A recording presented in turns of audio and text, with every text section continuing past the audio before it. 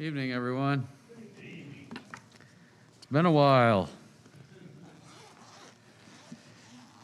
I always hate going after a gospel meeting. The excitement's over. Now you got me. I said the excitement's over. Now you got me. All right, Joshua 5. Let's go ahead and turn there.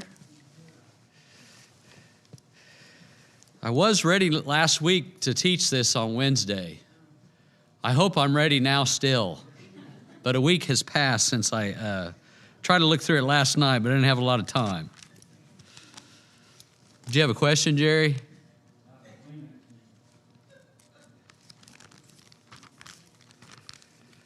Okay. Well, this chapter, as we go through Kids Sing, is circumcision. And so, and obviously we've gone through where they've crossed the Jordan and they're ready to come in and conquer the promised land. I don't know how many of you are reading the daily Bible, but I tell you what, right now it's complimenting Joshua so well.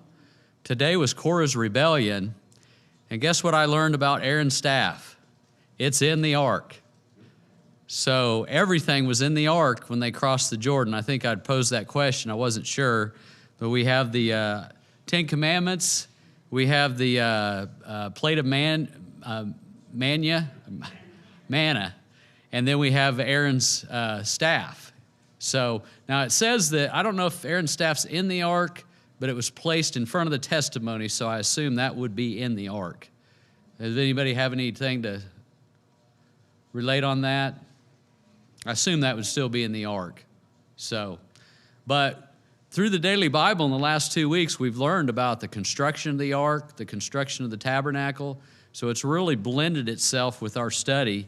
And obviously, a couple days ago was the 12 spies that went into the land, promised land the first time.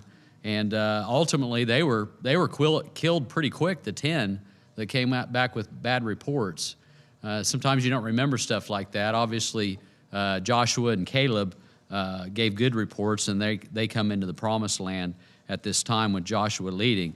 But speckled throughout there, you always hear Joshua's name, how he was a young lad at Moses' side. So if you haven't read the daily Bible, pick it up because, like I said, it really complements Joshua at this time.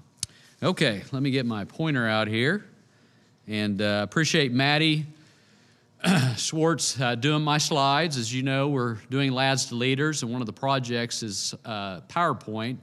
And so we're having two girls. Maddie does mine, Elisa does Brennan's, but she does my slides. So it's kind of unique when you have somebody else do your slides. So especially when they do 20, that's more than normal. So, but this is the generation, the new generation circumcised.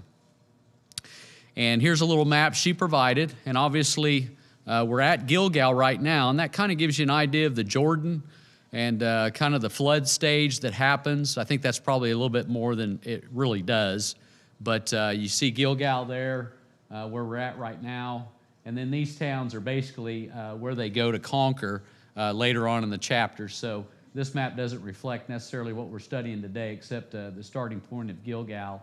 And you might remember the Gibeonites are the ones that eventually we'll read about, trick the Israelites and basically are able to survive in the promised land, but as slaves basically of the Israelites. So, but that shows you a little bit of the direction they go once they get past into the promised land. And so we start with Joshua 5:1. As soon as all the kings of the Amorites who were beyond the Jordan to the west, and all the kings of the Canaanites who were by the sea, heard that the Lord had dried up the waters of the Jordan for the people of Israel until they had crossed over, their hearts melted, and there was no longer any spirit in them because of the people of Israel. And obviously their hearts are melting in fear, and they've heard about what's going on. And when you have a God, obviously it's the only God, but when you have a God that parts the Jordan and allows them to come across during the flooding season, that's pretty powerful. And when that news gets out, the people of the land are going to be very, very fearful and really concerned about what's going to happen. And, just like God had promised Moses when originally they were going to go into the promised land, he was going to lead them, just like he's going to lead them now. And basically the 40 years has basically brought a new generation. The old generation of those who were doubting and murmuring are gone.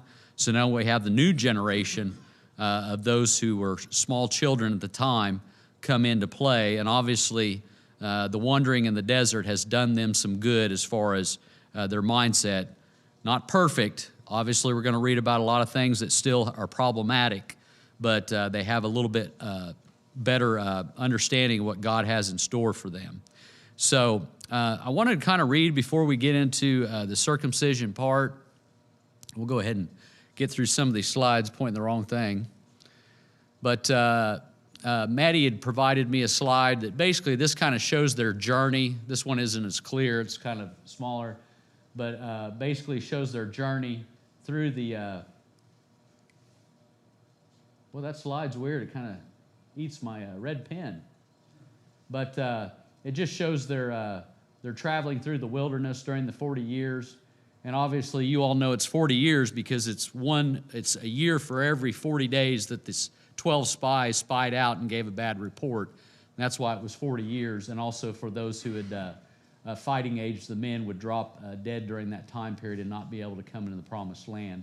But you kind of see how the journey was before they went in, and she provided that slide, so I thought that was very interesting. And then we go through Joshua 5, 2 through 6. But before we start there, I want to talk a little bit about circumcision, because basically this was a covenant relationship that God had given Abraham. And so I wanted to go back to Genesis 17, 1 through 14, and actually I'll kind of paraphrase 1 through 8. But basically, at the time, Abraham was 99 years old, and he was covenant. The covenant was brought between him and God at this time, and basically he promised him that he would multiply him greatly. He promised him the land promise, and also that all nations would be blessed. But part of that promise came with a seal, and that seal and covenant was circumcision. And so I'll pick up at verse 7 of Genesis 17. And I will establish my covenant between me and you and your offspring after you throughout their generations for an everlasting covenant, to be God to you and to your offspring after you. And I will give to you and to your offspring after you the land of your sojournings, all the land of Canaan, for an everlasting possession, and I will be their God. And God said to Abraham, as for you, you shall keep my covenant, you and your offspring after you throughout their generations. This is my covenant which you shall keep between me and you and your offspring after this. Every male among you shall be circumcised. You shall be circumcised in the flesh of your foreskins, and it shall be a sign of the covenant between me and you. He who is 8 years old among you shall be circumcised. Every male throughout your generations, whether born in your house or bought with your money from any foreigner who is not of your offspring, both he who is born in your house and he who is bought with your money shall surely be circumcised. So shall my covenant be in your flesh as an everlasting covenant. Any uncircumcised male who is not circumcised in the flesh of his foreskin shall be cut off from his people. He has broken my covenant. Okay, so we see how important circumcision is as far as the sign of the covenant with the Israelites, Abraham's descendant. Now, during this time period in Abraham and then obviously coming into Joshua, circumcision wasn't necessarily a unique thing. It had been practiced by other nations, the Egyptians. However, it didn't have the same religious significance as circumcision for the Israelites. Basically, it was for the Egyptians, it was more about a coming of age of a young man. So it would happen more maybe towards the time of puberty or longer in time. So, but we see where God's basically covenant starts when a child is 8 years old. And I think a lot of you know, I'm sorry, eight days old. And a lot of you know, we've studied this before, but you know, your blood the highest percentage of your ability to clot blood is when you're 8 days old. Vitamin K is Vitamin K, right. that's the one I think you're up to about 160% of your blood produces the most at the time of 8 days. Not saying that's why God did it, but it certainly plays into it because there's no risk of bleeding or hemorrhaging. So basically, you're in a great position for this to happen at this age. And so, but this is the covenant that was given to Abraham.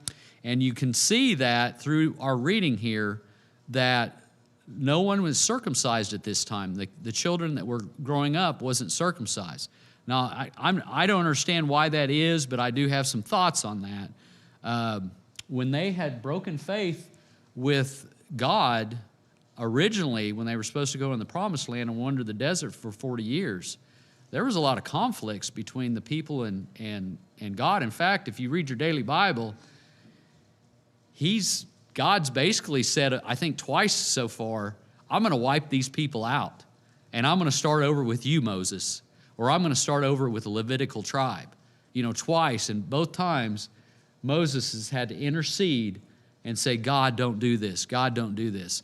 And a couple times, I think it's so interesting because there's one exchange where God says, your people to Moses, and Moses goes back and said, these are your people. So basically, neither one of them are wanting to claim these Israelites, how hard, stubborn, and rough-necked they are. So, but it's interesting how those exchanges go back. But, our God is a God of mercy. He always has been, even in the Old Testament, and he allowed them to live. But you can see where that covenant has great concern because they are not keeping circumcision. In fact, I wanted to read another scripture. You might recall when Abraham was going to go back in front of Pharaoh for the first time after he had spent some time with his father-in-law and his wife. But this part in Exodus 4:18 and 24 through 26, Moses went back to Jethro, his father-in-law, and said to him, please let me go back to my brothers in Egypt to see whether they are still alive. And Jethro said to Moses, go in peace. And then down to 24. At a lodging place on the way, the Lord met him and sought to put him to death. Then Zipporah took a flint and cut off her son's foreskin and touched Moses' feet with it and said, surely you are a bridegroom of blood to me. So he let him alone. It was then that he said a bridegroom of blood because of the circumcision. And you could see where Moses had not circumcised his children. And the covenant, are you with me? Or are you not with me? Are you going to show the sign of the covenant? And obviously there was a big concern. And again, I know there's some contention about whether he was going to kill Moses or Moses' son. I'm not worried about. But the thing is, Moses hadn't circumcised his son. So how is there a covenant relationship between God and Moses? And so you can see where that's taken care of. We got the same situation here. We've got a whole generation now that aren't circumcised. And God's a God of mercy. And so basically he's going to give instructions now. Let's take care of this. So let's go ahead and read 2 through, actually we'll go through 7. And just to paraphrase it real quick, the people of Israel have been wandering for 40 years and had not been circumcised. So the Lord asked Joshua to circumcise the sons who had not yet been circumcised. And let's go ahead and read. At that time, the Lord said to Joshua, make flint knives and circumcise the sons of Israel a second time. So Joshua made a flint knives and circumcised the sons of Israel at Gibeath-Heroth. And this is the reason why Joshua circumcised them. All the males of the people who came out of Egypt, all the men of war, had died in the wilderness on the way after they had come out of Egypt. Though all the people who came out had been circumcised, yet all the people who were born on the way in the wilderness after they had come out of Egypt had not been circumcised. For the people of Israel walked 40 years in the wilderness until all the nations, the men of war who came out of Egypt, perished because they did not obey the voice of the Lord. The Lord swore to them that he would not let them see the land that the Lord had sworn to their fathers to give to us, a land flowing with milk and honey. So it was their children whom he raised up in their place that Joshua circumcised, for they were uncircumcised because they had not been circumcised on the way. So this is just kind of another map she had thrown in as far as where we're located. And you might see that here's Gilgal again. Boy, I tell you what, these pictures just eat my red light. Isn't that amazing? Maybe the battery's dead. I got a green one here. There we go. Always have backups, right? So here we are at Gilgal. And again, here's Gibeon eventually, and Bethel up here. So you can kind of see again where we're going to be going, where we're going to be conquering after we get our religious, what we need to do religiously in place. Again, she gave this slide. You can see where they start out here. You might remember a couple weeks ago, started in Shittim, and then we go down to the Israelite camp before the Jordan, and now we're at Gilgal here, ultimately to go to Jericho. And so, and you see right here, Israel is circumcised before battle. And we've got to understand, before they go conquer the promised land, they have to get right with the Lord. You know, anytime, we included, when we come to worship, we need to be right with the Lord. You know, when we meet our Maker eventually, when we die or the Lord comes before then, we need to be prepared to meet Him and be proper. You know, if we're not baptized, we need to repent and be baptized. If we're not living our life right and we're a Christian, we need to change things. So just like they are getting prepared to conquer this promised land, we need to make sure in our age we're getting prepared for our time. You know, we sing those songs about, I'm going over Jordan, I'm going home. You know, same kind of type, anti-type here that we're going through. So we see here where basically they're taking care of their religious part. So let's go on. We've read 7. Go ahead and put that out. Joshua circumcised the children that were raised in their place. When the circumcising of the nation was finished, they remained there until they were healed. And she provided a flint knife. Now, I don't know about the ladies, but men, when I see this and I think of circumcision, it doesn't go over well with my stomach very well. So, but this is kind of what you'd think that they would use. Now, a lot of people ask me, and just to put this out here, you know, most of the people I think today are circumcised, at least in the United States, and really it's just health purposes. It's hygiene. So don't ever get that related to the fact that we're, you know, allegedly a Christian nation, the fact we circumcise normally, they don't go together at all. You know, obviously the Jews, if you're a true Jew, you'll still circumcise, but we have no significance of circumcision today. So it's not, we don't do it for religious purpose, and we're not to do it for religious purposes, right? In fact, we read in Galatians and other chapters, the Jerusalem conference, that those who were making the Gentiles become Christians to get circumcised, they said, no, that's not necessary. Let's not put the same yoke and burden on them that we have. So basically, it's purely hygienic today, but it certainly was religious back then, and it was the sign of the covenant. What are we circumcised of today? The heart. We're circumcised of the heart. You know, we're cut to the heart, we repent, we're baptized, and then our life basically resolves, our heart resolves around God, Christ, and His Word, and doing the best we can to keep and be obedient to it. Yes? You know, we might think that was awful cruel to use a flint knife. But I've got a good friend that is a very, very good flint knifer. And he made me a knife. He's got a deer handle for the handle. Uh-huh. And I guarantee you, I could rub that down your skin and cut you with it. Okay. And it's made out of flint. Yeah.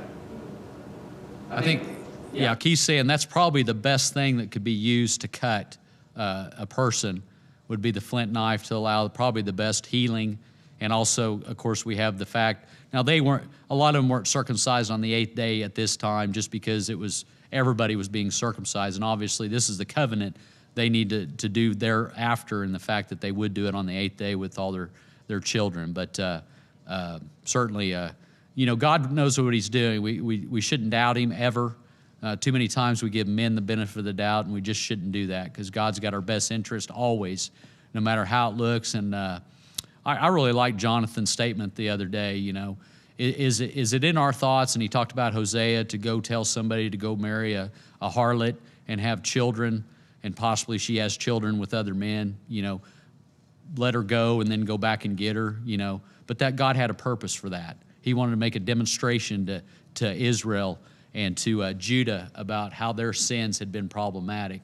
And, we could think of so many times, why would he send Jesus to the cross? There was a greater purpose. That's why. God's thoughts are not our thoughts. Many times we look at situations and we think, boy, that's harsh. We should be a lot kinder in that situation. Well, if they lose their soul and go to hell, have we been kind to them? Not at all. Not at all. So sometimes we have to do things we don't like that feels against our nature. But if we're following God's word and following him, then we're doing the right thing, even if it kind of feels a little bit odd for us. So, okay. Go to the next slide, Joshua 5:9. We'll go ahead and start in verse 8 here. When the circumcision of the whole nation was finished, they remained in their places in the camp until they were healed. And the Lord said to Joshua, "Today I have rolled away the reproach of Egypt from you." And so the name of that place is called Gilgal to this day. And I really want to focus on that reproach of of Egypt from you. Because 40 years earlier, when they were coming in, they seemed to have a lot of Israel or Egypt still in them, didn't they? How many times did they cry out, well, we had all the great food in Egypt, we had the onions, the garlic, and it was so wonderful there. And it seemed like they forgot about the slave labor that they were under, the fact that they were made to do, work almost the whole time that they're awake until they sleep. They forgot about all that. And, we know there was some idol worship that had gone on, that they had taken on some Egyptian gods. And so, 40 years wasn't a great thing, but it seemed to purge a lot of that involvement with Egypt that had caused them problems. We look at Moses and we respect him so much because he was raised in royalty in Egypt. He was raised with all that knowledge, knew their gods, knew all about their practices, their medicines, but he chose to serve God and him only. And so, but a lot of the other Israelites did not. And so, a lot of times that 40 years really, even though it wasn't great, it helped to get that reproach, those problems, get them away from the influence of Egypt over those years. So, and that place is called Gilgal today. Okay, let's move on to the first Passover in Canaan. And you might recall that the Passover was established when they left Egypt in haste. It was the night that they sacrificed the sacrificial lamb and basically put the blood on the door. And so the destroyer would not go to their house and kill the firstborn. And God basically made a covenant of the Passover that they were to practice that once a year. And obviously the significance of Passover to us is the fact that it was around time Jesus was crucified that was the Passover time, the Feast of Unleavened Bread. So, but while the people of Israel were encamped at Gilgal, they kept the Passover on the 14th day of the month in the evening of the plains of Jericho. And that day after the Passover, on that very day, they ate the produce of the land, unleavened cakes and parched grain. Here you go with some unleavened bread, kind of like our communion. That's kind of consistent with what Jesus and the apostles would have ate on the night that he instituted the Lord's Supper. Unleavened cakes and parched grain. Here Maddie provided me some parched grain. Looks yummy, doesn't it? And the manna ceased the day after they ate of the produce of the land, and there was no longer manna for the people of Israel, but they ate fruit of the land of Canaan that year. So obviously, this shows us not only that they were able to eat from the goodness of that, but they were also able to, the manna ceased and it was no longer available. And if you read the Daily Bible a couple days ago, basically they had cried out about the manna, saying how terrible it was, that's all we eat. And so God basically gave them quail and said, you're going to throw this up because you've been, again, an obstinate, stiff-necked people. And so you can see just the problems during that 40-year time of what they went through. So never satisfied, you know. It seems like that's just human nature, isn't it? You can never be, you got to train yourself to be satisfied, content in every situation, like Paul says. Yes? You know, if any of us can think back about times we've been ill or sick, you really can't remember and feel like it was when you were ill. Yeah. I mean, that's a defense mechanism, I think, that God gives us. Right. So you have to keep events such as the ones we're talking about in your mind. Yeah. Because we are made to, you know, not remember and feel those sicknesses years. I mean, there's some that are, yes. Yeah.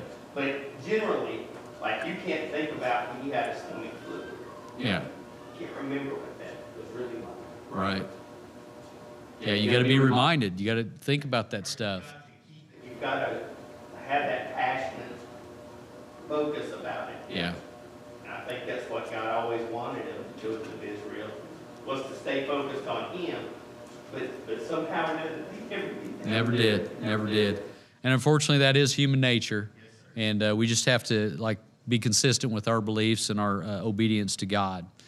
Okay, now we got a little bit of time to finish this out, and obviously one of the more controversial scriptures in the Bible, but let's go ahead and read this. Joshua 5, actually we've read 12, so we'll go past these slides. The commander of the Lord's army.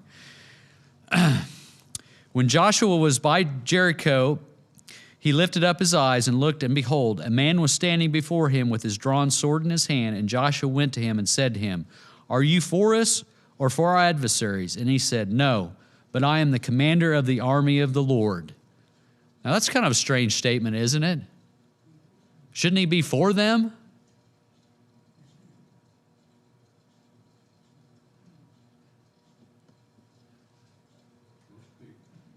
He should be, but how many times have the Israelites not done the right thing? More than they've done the wrong thing more than they've done the right. So basically what the angel of the Lord's saying right here, the commander of the army, is, you know, I'm going to be for you, but it's when you're doing what you're supposed to be and obedient, but I'm not going to be for you if you're not. And so how many battles turn on the fact that the Israelites are not obeying the Lord or being obedient to the Lord's commands? Many. And like I said, we saw that when they first went in the promised land and basically were made to wander 40 years before they could go back. But this time we're going to see where a lot of battles are lost because of what one person does or the whole community does and turns against them. So I think that's why he says it that way, that he's not for them or against them, because he doesn't know when the Israelites are going to be obedient and when they're not. Jerry? Well, I was thinking when you were talking about that before, it's that he's putting up that banner of the Lord's name, he's putting it out in front of them, and they've got to make it. Mm-hmm. They've got to make a choice. What do I do before I go to the battle? What do I do before I make a decision in life that we do today? Right. Which one? I'm going to look at that one that says, I'm the Lord of the Lord of armies. I'm in command. Right. Or you can look at me, or you can make a choice. Yeah. I mean, he was going to fight for him. But like you said, they're going to have to trust him. Right.